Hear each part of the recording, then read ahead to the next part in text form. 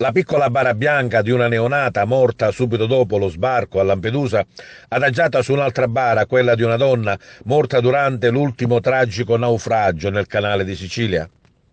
Ieri sera, sul molo di Porto Empedocle, un'altra straziante scena di dolore che va ad allungare la lista di tragedie che si consumano nel mar Mediterraneo.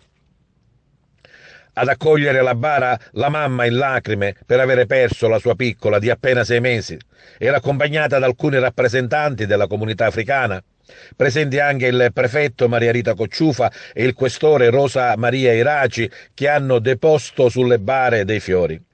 Presenti anche diverse autorità civili e militari, una preghiera è stata recitata dall'imam, una benedizione dal prete.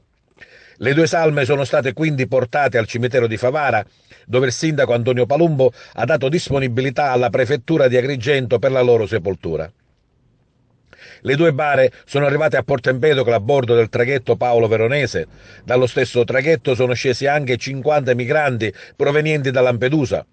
Solo nella giornata di ieri sull'isola si sono registrati 7 sbarchi per un totale di 282 persone. Migranti originari dal Camerun, Burkina Faso, Guinea, Mali, Senegal, Congo. Anche oggi proseguiranno i trasferimenti disposti dalla prefettura di Agrigento a mezzo del traghetto di linea.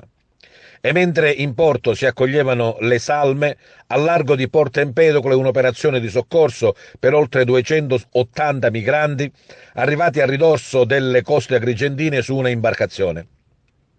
Raggiunti dalle motovedette della Capitaneria di Porto e della Guardia di Finanza, sono stati portati a Porto Empedocle, quindi nel centro per la loro identificazione e la destinazione finale nei centri di accoglienza.